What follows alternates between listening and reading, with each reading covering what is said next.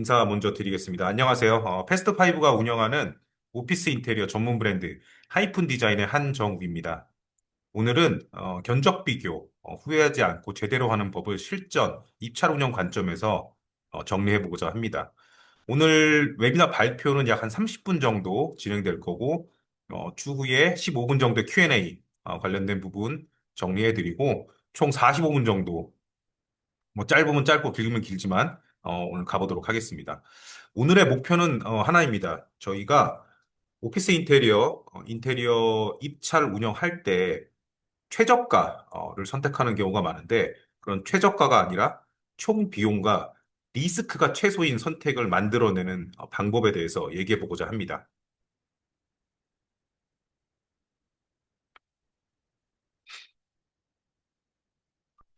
자, 견적 비교가 왜 어려운가 하면 저희 오늘 참가해 주신 많은 분들이 인사 총무 경영 지원팀에 속해 있는 걸로 알고 있는데 오피스 이전 준비나 인테리어를 고려하실 때 제일 어려운 지점이 이 견적 비교입니다.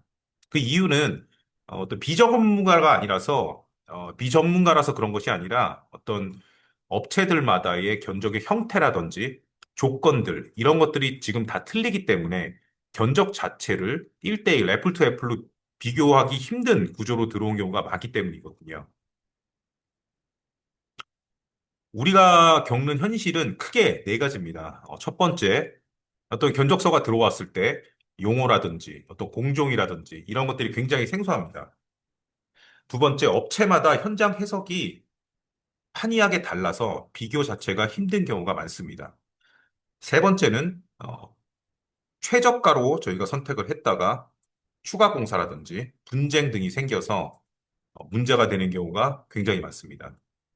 그리고 네 번째, 검증 질문 리스트가 없는 것이 일단은 저희가 현재 견적 비교 시에 겪고 있는 현실입니다. 오늘은 이 네 가지를 레벨링이라고 하는 어떤 입찰 프로세스를 통해서 해결하는 구조를 말씀드리려고 합니다. 견적이 크게 달라지는 이유는 크게 세 가지 이유입니다. 첫 번째, 공사 범위를 어디까지로 보느냐. 어떤 업체는 어떤 공종을 넣고 어떤 업체는 빼고 그리고 가정과 재외. 예를 들면 떤 업체는 야간 공사의 기준인 것이냐 아니면 주간 공사의 기준이냐 이런 것들이 업체마다의 가정이 틀린다거나 또는 제외의 항목, 통신공사가 포함인 건지 아니면 가구공사가 포함인 건지 아니면 제외인 건지 이런 기본적인 기준이 견적에 정렬이 되어 있지 않기 때문에 많이 틀리다고 볼 수 있을 것 같습니다. 그리고 추가적으로 원가 산정의 기준, 즉 이제 간접비, 기본적인 보험이나 요율, 그리고 회사의 관리비, 업체 이윤 이런 것들이 다르기 때문에 업체 견적이 크게 달라지는 이유라고 볼 수 있습니다. 다시 한번 반복해서 말씀드리지만 견적 비교가 어려운 것은 업체가 뭘 잘못했거나 나쁜 업체가 아니라 기본적으로 조건들이 상이하기 때문입니다.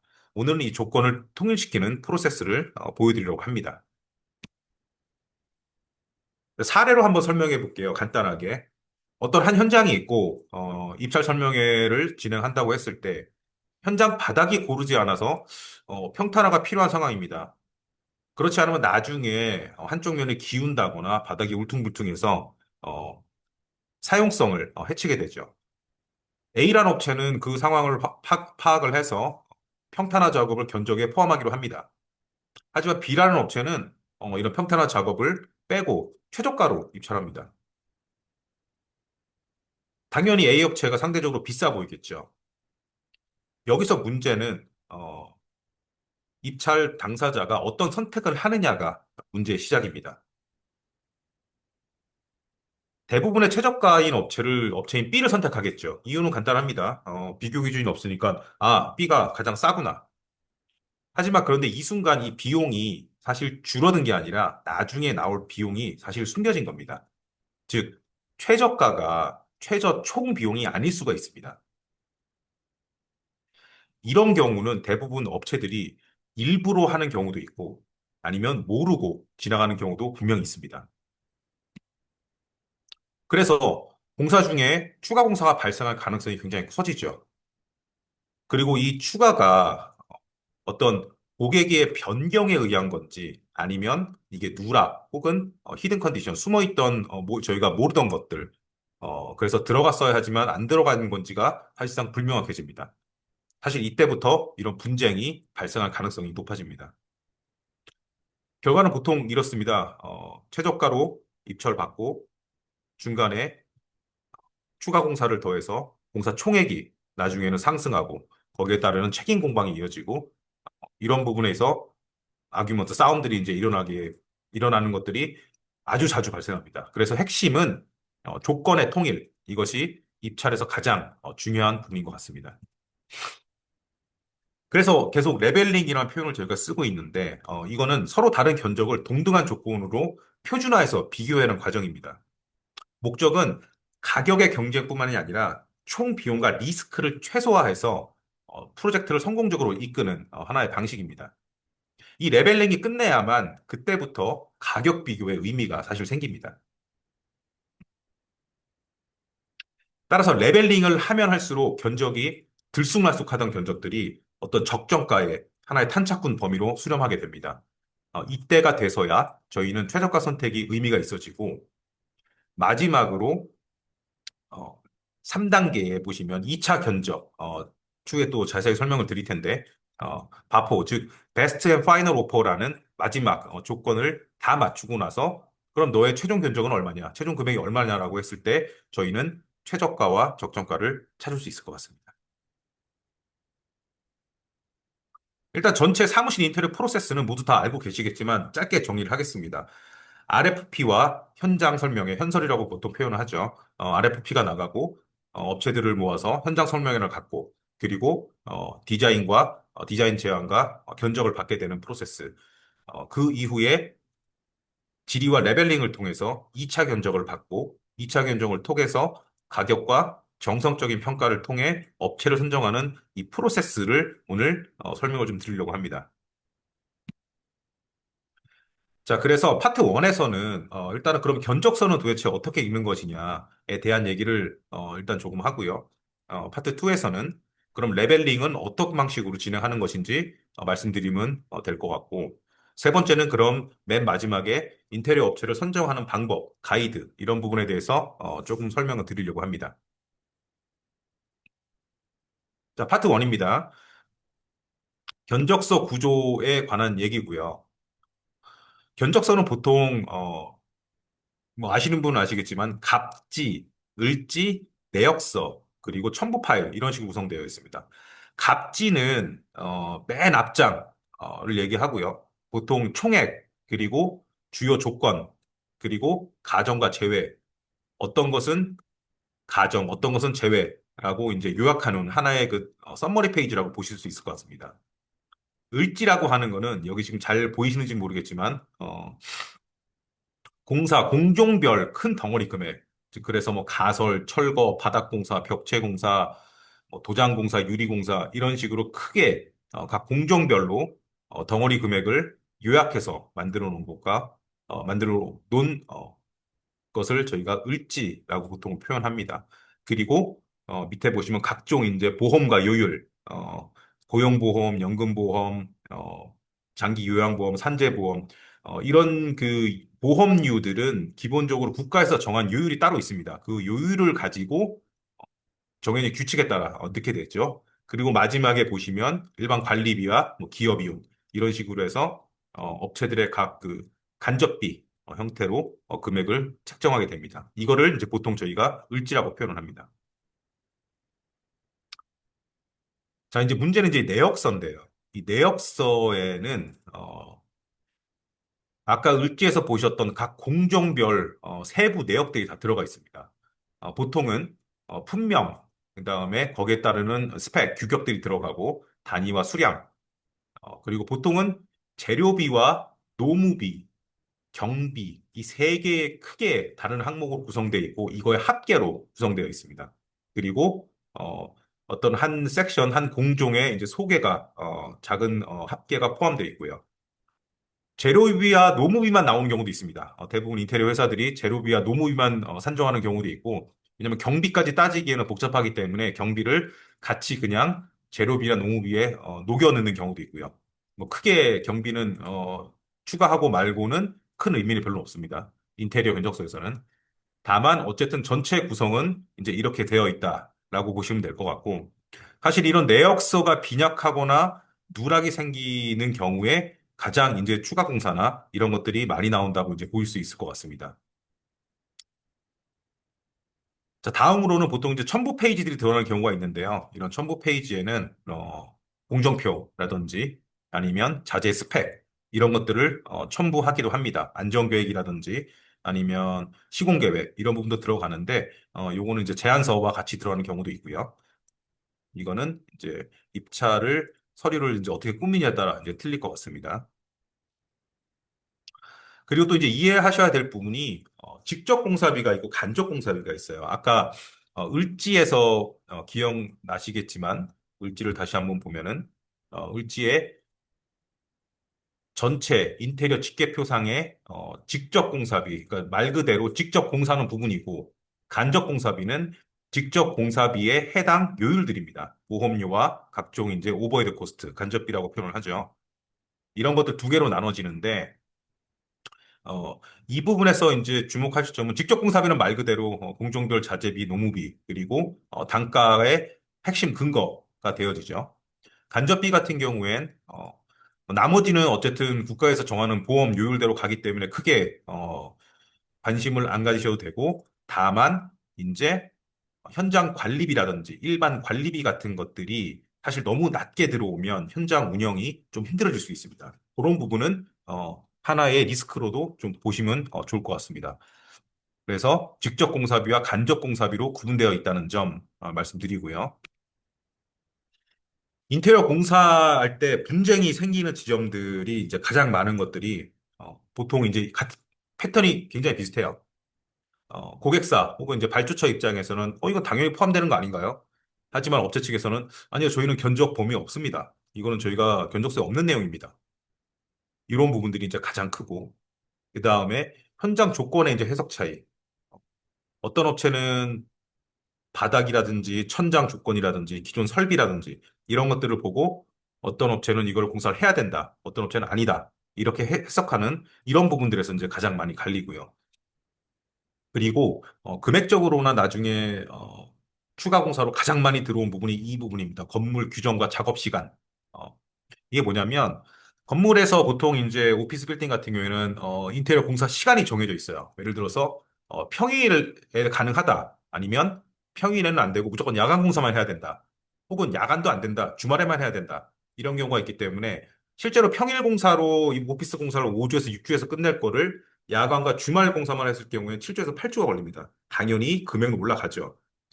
근데 이런 부분들이 입찰 초기 RFP나 현장 설명회에서 정리가 안 됐을 경우에 어떤 업체는 이거를 평일 공사 기준으로 넣고 어떤 업체는 이거를 야간 공사 기준으로 넣었을 경우에 금액 차가 확실히 틀리죠.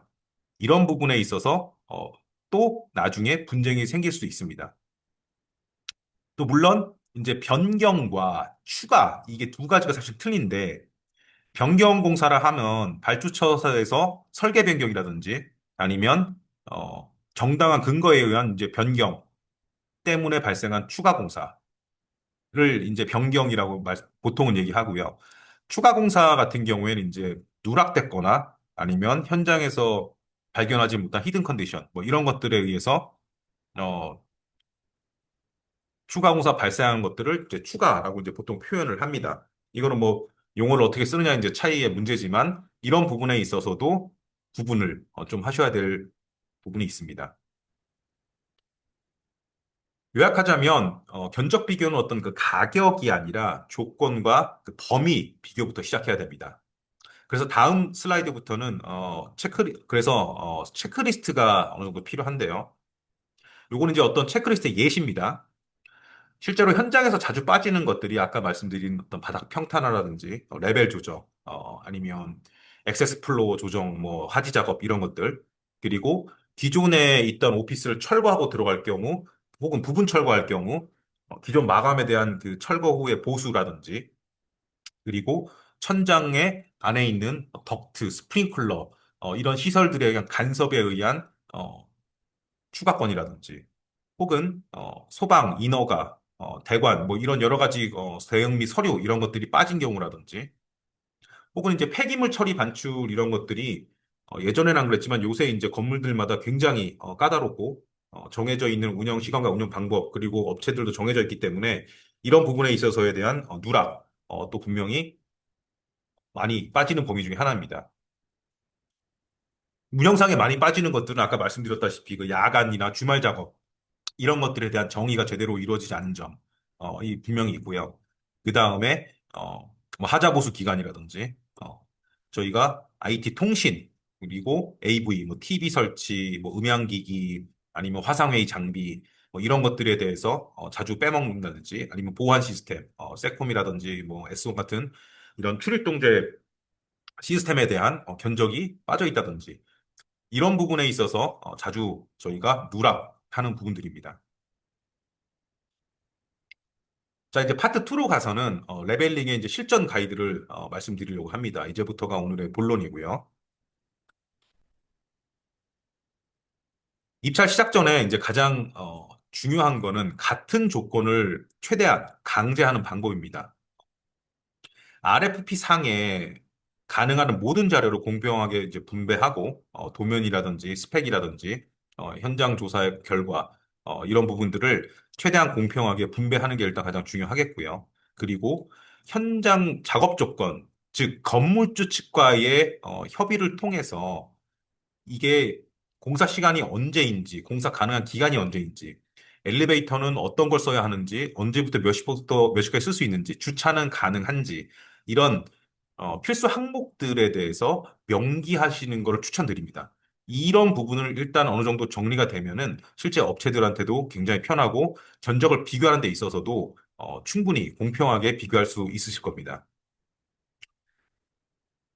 그리고 아까 말씀드린 변경 공사라든지 추가 공사 이런 정의나 이런 부분 단가표 제출 요구, 변경 관리 규칙을 얘기하는 건데 요거는 이제 추후에 다른 페이지에서 조금 더 자세하게 설명을 드리겠습니다. 그리고 제출 형식의 통일이 있는데 아까 저희가 보여드린 내역서를 보시면 공종별로 분리되어 있어요. 철거공사, 바닥공사, 뭐 도장공사, 유리공사 분리되어 있는데 어떤 업체는 이걸 또 실별로 내는 업체가 있어요. 그 잘못됐다는 게 아니라 뭐 예를 들어서 회의실 1번, 뭐 예를 들어서 기획 경영팀 그리고 대표님실 이렇게 실별로 견적을 내는 업체가 있는데 그게 잘못됐다는 게 아니라 그 부분도 통일을 시켜 주셔야 돼요. 그래서 내역서는 공종별로 제출하는 것을 원칙으로 한다. 혹은 실별로 제출하는 걸 원칙으로 한다. 그래야만 나중에 이걸 비교할 때 편하십니다. 안 그러면 이거를 내역서 전체 다 바르는 작업을 해야 되는데 그거를 직접 하실 수는 없는 거니까 이런 부분들은 RFP 나갈 때 공종별로 내역서를 통일해서 제출해달라라는 형식으로 말씀을 해주시면 좋을 것 같습니다.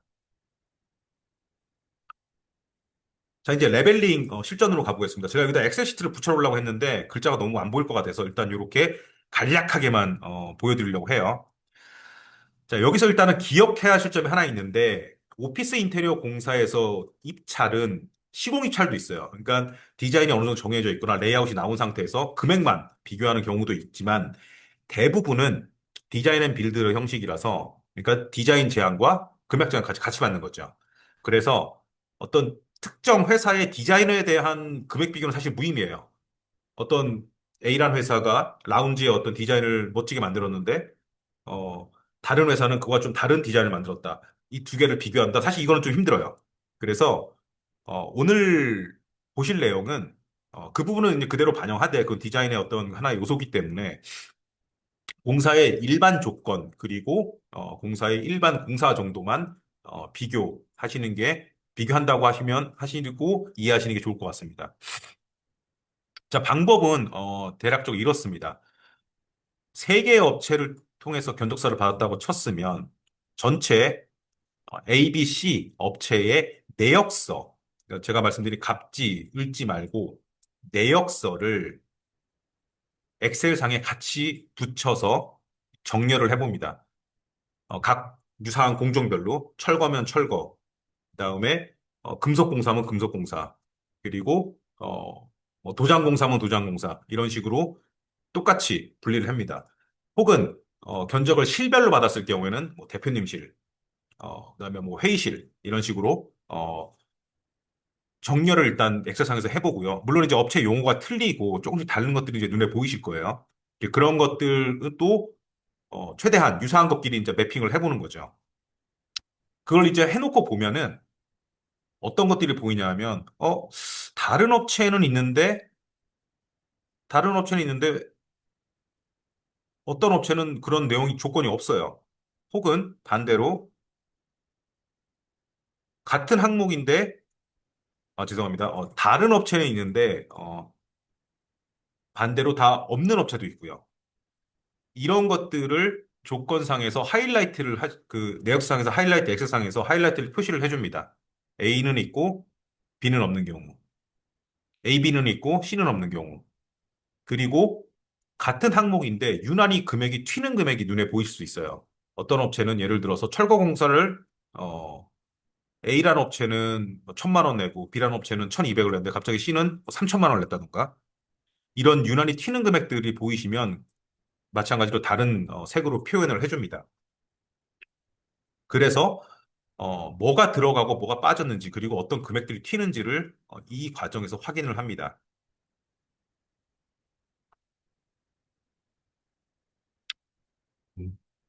이것도 이제 엑셀 시트 상으로 보여주면 좋겠는데 뭐 글자가 너무 작아서 사실 이렇게 그냥 저희가 조금 알아보기 쉽게 일단 만들어 본 겁니다. 그래서 세 개의 업체를 내역서를 엑셀 시트 상에서 쭉 정렬해 놓고 비교해 보고 누락되는 것 그리고 추가된 것 그리고 금액이 튀는 것 조건이 틀린 것 이런 것들을 다 집어내는 겁니다. 자, 예를 들면 바닥 평탄화 같은 경우에 A 업체는 포함을 돼 있고 C 업체는 포함되어 있는데 B 업체는 현재 누락이 돼 있습니다. 이 내용이 없네?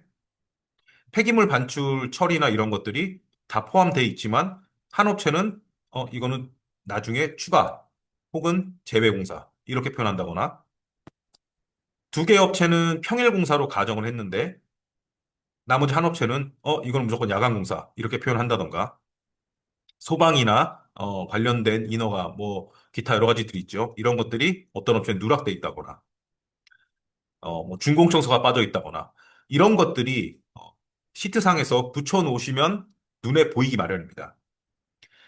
물론 이제 간접비 같은 부분도 어느 정도 보셔야 돼요. 그래서 업체들마다 틀리긴 하지만 사실 이거는 그 오버헤드 코스트, 그러니까 그 현장을 관리하는 업체 고유에 나는 이 정도 퍼센트는 든다라는 거기 때문에 이게 맞다 틀리다라고 말씀드릴 수는 없고 이게 적절한가에 대한 내용으로 보시면 될 것 같습니다. 보통 5% 정도 보시면 됩니다. 자, 그래서 하이라이트한 튀는 금액들, 누락된 부분들, 추가된 부분들 이런 것들을 업체별로 쭉 발제를 합니다. B 업체 같은 경우엔 바닥 평탄화가 누락되어 있는 것처럼 보이고 소방이나 뭐 이런 부분 대응들이 안 돼 있는 걸로 보이고 이런 식으로 누락된 부분들을 쭉 발제를 합니다. 그리고 그 후에 질의서를 저희가 내보냅니다. 이게 어떤 부분이냐 하면 어, 질의는 어떤 너네 왜 잘못했어 이런 공격하는 과정이 아니라 싱크를 맞추는 과정이라고 보시면 될 것 같아요. 같은 양식의 문서에 어떤 질의 형태, 뭐 예를 들어서 뭐 정확히 어떤 양식으로 지정할 필요는 없어요. 하지만 동일한 양식의 문서에 업체마다 A 업체, B 업체, C 업체에 아까 나왔던 이런 누락 항목들 혹은 추가 항목들 혹은 조건이 다른 항목들 혹은 금액이 높은 항목들에 대한 질문을 던집니다. 뭐 아까처럼 예를 들어서 다른 업체에 있는 바닥 평탄화 항목이 왜 B 업체는 없는지 평탄화 작업이 필요하다고 본다면 2차 금액에 오퍼를 넣어라. 2차 오퍼에서 금액을 넣어라. 이런 식으로 질문을 던집니다. 또는 건물 측에 문의를 해보니 소음이 심하게 나는 작업이 아니면 주중 작업이 가능하다라는 조건을 저희가 답변을 들었다면 이런 상황인데 왜 야간 공사 비용을 넣은 건지에 대한 질문도 해볼 수 있는 거죠. 또는 폐기물 반출 비용이 다른 업체에 비해서 현저히 낮은데 이런 것들이 현장 상황과 폐기 방법을 충분히 고려한 것인가 이런 거 질문도 이제 던져볼 수 있습니다. 그래서 이렇게 질문들을 작성해서 업체에게 보냅니다. A 업체, B 업체, C 업체. 질의응답 과정에서 중요한 거는 문서 양식을 통일하고 그거를 문서화해야 됩니다. 그래서 모든 걸 다 기록으로 남겨야 됩니다. 그래야만 추후에 분쟁을 방지할 수 있고요. 돌아오는 회신 결과가 있을 거예요. 그거 우리 다 반영한 건데요. 내가 알아보니 그 건물은 야간 공사밖에 안 됩니다. 저희가 예전에 해봤습니다.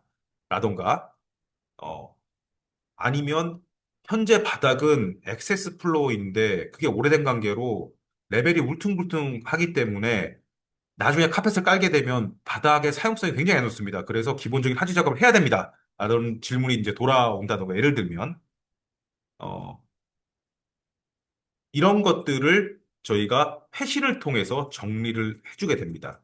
그리고 이렇게 정리된 공통의 조건, 즉 어, 야간 공사만 진행한다든지 아니면 바닥에 하지 작업을 해야 된다든지 혹은 어떤 업체는 통신공사가 없는데 어떤 공사는 있다든지 어떤 업체는 가구가 전체 재사용으로 봤는데 어떤 업체는 부분 재사용으로 봤다든지 이런 조건들을 2차 오퍼에서 통일할 수 있게끔 정리를 해서 공통의 이메일을 보내게 됩니다. 그래서 2차 견적을 한 번 더 받는 거죠. 전체 레벨링 결과의 공통 조건을 배포를 하게 됩니다. 그래서 2단계에서 이제 2차 오퍼를 받게 됩니다. 모든 동등한 조건에서 금액을 받게 되는 거죠. 2차 견적을 받게 되면은 그때부터는 사실 총액 비교에 의미가 있습니다. 제 경험상 2차 오퍼를 이렇게 받게 되면 1차에서 어떤 업체는 2억, 어떤 업체는 5억 이렇게 편차가 크던 게 2차 레벨링을 한 이후에 2차 견적을 받게 되면 공통 조건을 다 지정을 해주기 때문에 3.8억, 4.2억, 4.8억 이렇게 어느 정도 탄착군이 형성됩니다. 그럴 때는 저희가 금액 비교 가능한 거죠. 아, 그러면 이 업체는 비싸구나. 아, 이 업체는 싸구나. 이게 판단이 가능해지실 겁니다. 자, 그래서 만약에 저희가 1차에서 이제 파란색 그래프가 이제 1차 각 업체마다의 오퍼라고 이제 가정을 한다면 저희가 1차에서 최저가 업체를 선택했다고 가정을 하면 A 업체가 지금 제일 싸죠. B, C보다는 금액이 낮죠. 아, A가 금액이 가장 싸네. A가 좋은 업체네라고 선택을 했을 경우에 리스크는 그동안 숨어있던 히든 컨디션이라든지 협의가 되지 않았던 조건이라든지 견적에 빠져있던 제외 금액이라든지 이런 것들을 포함하면 전체 공사 금액이 공사 중 추가 변경 공사로 인해서 훅 늘어날 가능성이 상당히 많고요. 이런 것들을 상당히 많이 봐왔습니다. 반면에 B업체나 C업체들이 이분들은 현장 조사를 꼼꼼히 하고 혹은 조건들을 열심히 협의를 하고 조금 더 내용을 파악한 다음에 A업체보다는 조금 더 높은 금액으로 1차 오퍼에 들어왔지만 1차 오퍼에서 금액이 싸다는 이유로 떨어지죠. 근데 이런 업체들이 나중에 결국엔 금액들이 선정된 A업체보다는 낮게 끝날 가능성이 훨씬 더 높습니다. 자, 이게 인테리어 업계에 약간 그 만행 혹은 뭐 만연해 있는 관행처럼 어, 있긴 해요. 업체들이 최저가로 무조건 일단 들어옵니다. 그런 히든 컨디션이나 조건들을 알면서 그냥 고의로 누락시키는 경우도 있고요.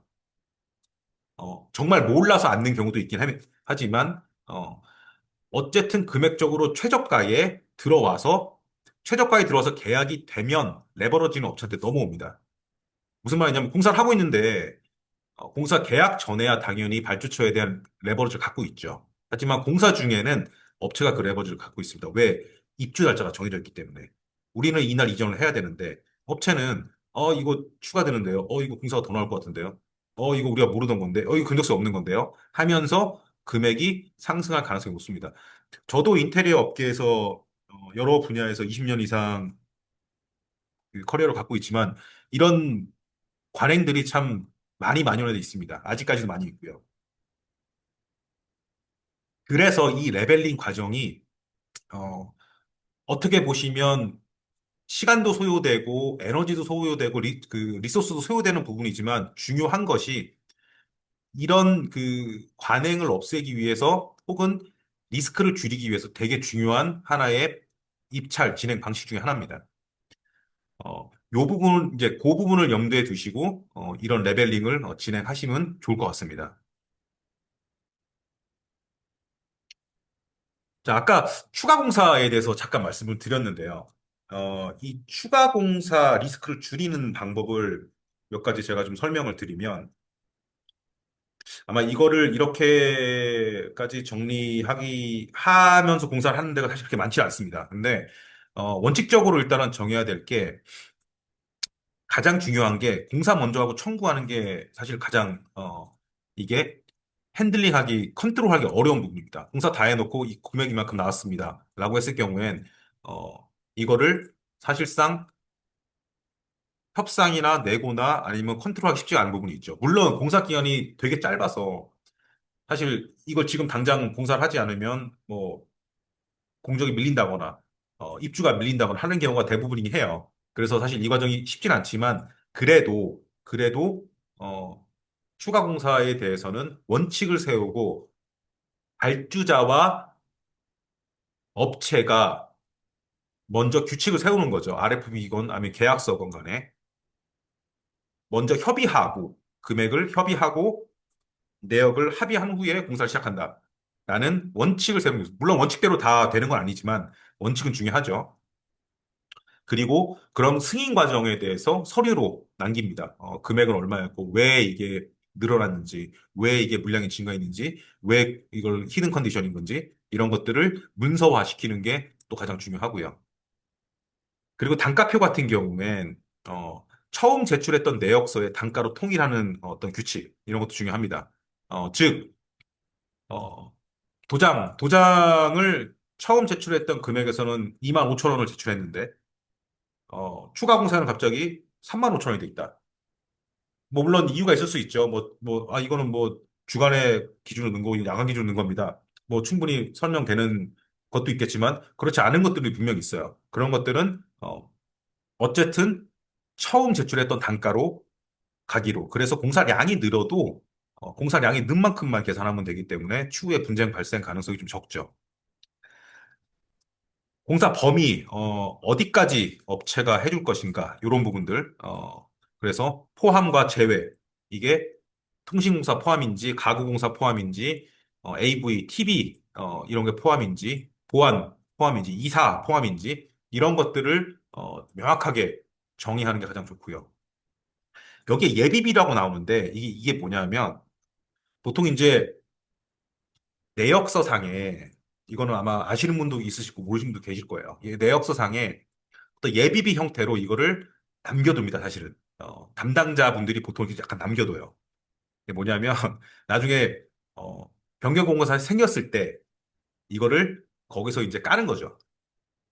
그런 어떤 그 불확실한성이 좀 있는 프로젝트에서, 처음에 계약 당시에 어느 정도 예비비를 설정을 해둡니다. 방법은 여러 가지가 있어요. 여러 가지 있는데, 설정을 해두고, 나중에 추가 공사가 나왔을 때 이거를 논의하고 막 하기 힘들다 보니 그 안에서 이제 금액을 어 우리 흔히 얘기하는 뭐죠? 기획가액 아니 뭐 저기 상계라고 하죠. 상계 처리를 하는 방식으로 많이 합니다. 그래서 요런 부분도 아마 조금 이제 고려를 하시면 좋으실 것 같고 나중에 공사나 어, 진행하실 때 좀 편하실 것 같고요. 계약 구조가 있는데 보통 이제 저희가 하는 계약 구조가 고정가예요. 인테리어 공사 시공 계약 뭐 예를 들어서 5억. 그래서 범위가 딱딱딱 나와 있고, 범위가 명확하고, 그 다음에, 어, 그럴 경우에는 이제 누락이 없을수록 이제 분쟁 가능성은 적지만, 이제 누락이 있거나 범위가 명확하지 않을 경우에는, 좀 이게 분쟁 가능성도 분명히 있죠. GMP 계약이라는 게 하나 있어요. 이거는 저희 하이픈 디자인에서 이제 어떤 특정 프로젝트에 저희가 이제 쓰고 있는 계약 방식인데, 어, Guaranteed Maximum Price라고 저희가 최대 보장, 금액 보장을 합니다. 예를 들어서 설계나 내역이 다 정해진 어느 시점에 딱 돼서 공사 금액을 예를 들어서 5억이다. 그러면 계약서에 명기를 하고 저희는 5억 이상 받지 않습니다. 거기서 공사 중에 발생되는 뭐 히든 컨디션이라든지 뭐 어떤 변경이라든지 이런 거는 저희는 어쨌든 저희가 감수를 하고 최대 계약 금액을 보장하겠다라는 계약 방식도 분명히 있습니다. 뭐 일반 인테리어 회사에서는 잘 하지 않는 방식이긴 한데요. 저희는 어쨌든 이런 부분에 있어서 어느 정도 자신감이 있기 때문에 이런 계약 방식도 저희가 어떤 특정 프로젝트에 쓰고 있습니다. 하지만 아까도 계속 말씀드리지만 모든 계약에서 가장 중요한 것들은 범위가 명확한 것, 가정과 변경 관리의 규칙이 명확한 것들이 계약의 리스크를 줄이는 가장 좋은 구조입니다. 자, 이제 파트 3입니다. 비교 결과를 의사 결정으로 이제 만드는 최종 단계이고요. 문서 구조로 일단은 좀 보여드리겠습니다.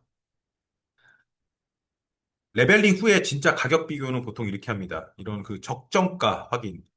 아까 2차에서 받았던 그 총액을 쭉 세어보고 탄착본을 먼저 본 다음에 일단은 유독 낮은 업체 혹은 유독 낮은 부분에 대해서는 항상 경계를 하셔야 됩니다. 이게 누락이나 과감한 가정일 가능성이 크기 때문에 이런 부분 항상 유의를 하셔야 되고요.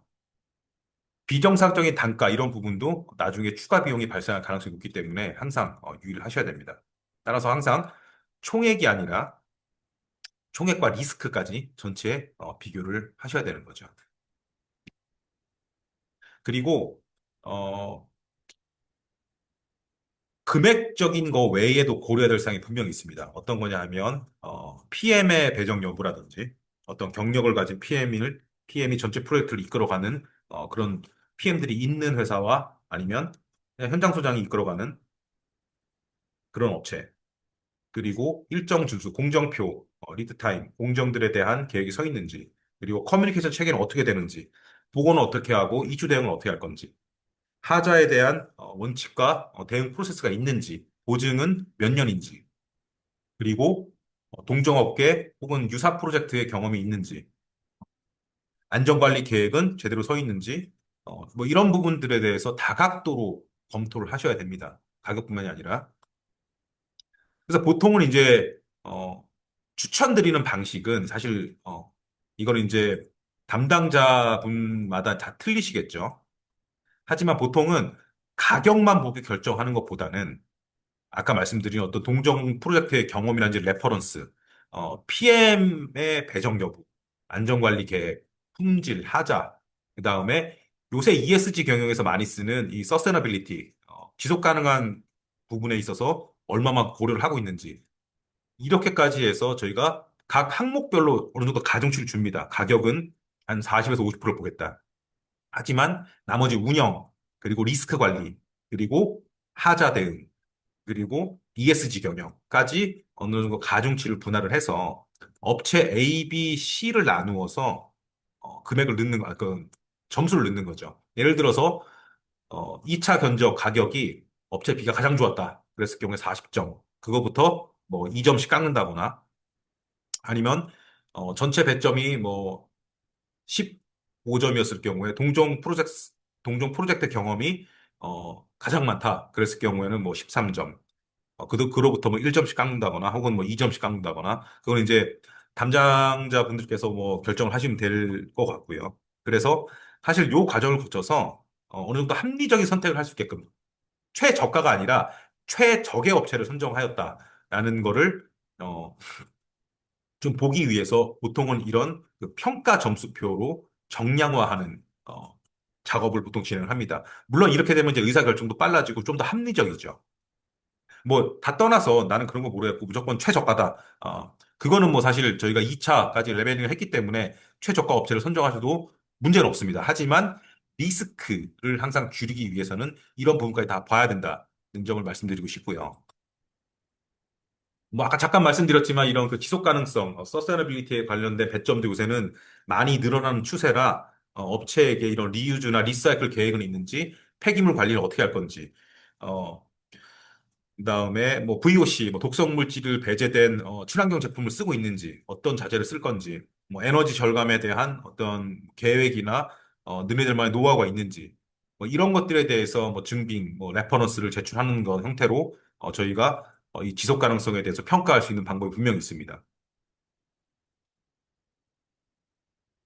자, 그래서 마지막은 이제 어떤 결제, 이거 최종 의사결정을 받기 위해서 담당자분들이 뭐 위에 뭐 임원분들이나 아니면 대표님께 의사결정을 받기 위해서 보통 어느 정도 템플릿을 이제 하나 만들어서 전체 입찰을 떻게 운영했고 참여업체가 몇 개였고 일정은 어땠고 1차 견적에서 어떻게 들어갔고 뭐 레벨링 때 어떤 식으로 해서 2차 견적을 받았고 그리고 어, 전체 금액 비교 2차에서 최종 금액이 어떻게 나왔고 그리고 어떤 정성평가 즉 리스크라든지 운영이라든지 아니면 여러 가지 형태로 저희가 반영해 봤을 때 이런 업체가 가장 최적이다라고 이제 판단이 든다라는 어느 정도의 템플릿을 만들 필요도 있죠.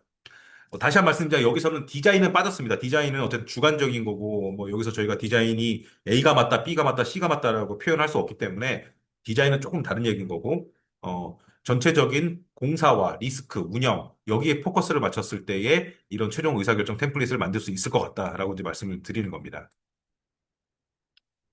자, 그래서 뭐, 최종 체크리스트, 이게 뭐 사실 사고를 막는 보험이라고 하는데요. 이런 체크리스트를 조금, 저희가, 첨부를 했으니까 읽어보시면 될 것 같고요. 이런 체크리스트를 다 확인을 하면 공사는 훨씬 더 안전해질 수 있겠죠. 그리고 오늘 한 내용을 좀 더 요약하자면, 크게는 이 네 문장입니다. 비교는 총액이 아니라 조건과 범위, 가정에서부터 시작을 한다. 이게 이제 첫 번째 스텝이고요. 그리고 레벨링을 통해서 동일선상 기준으로 금액들을 비교를 한다. 이게 이제 두 번째였고, 세 번째는 업체 선정 시에 금액만 보지 마시고 그들이 갖고 있는 경험, 그리고 안전 관리, 운영 노하우, 지속 가능성 이런 부분들도 평가 항목에 넣으셔서 최적의 업체를 찾는 방법을 권장을 드립니다. 마지막으로 이런 어, 전체적인 프로세스를 한 장의 템플레이트화 시켜서 요약해서 의사결정을 받도록 하는 이 입찰 전체적인 과정에 대해서 오늘 길은 짧으면 짧고 길으면 긴 시간 동안 말씀을 드려봤습니다. 네, 이상으로 오늘 웨비나를 마치겠습니다.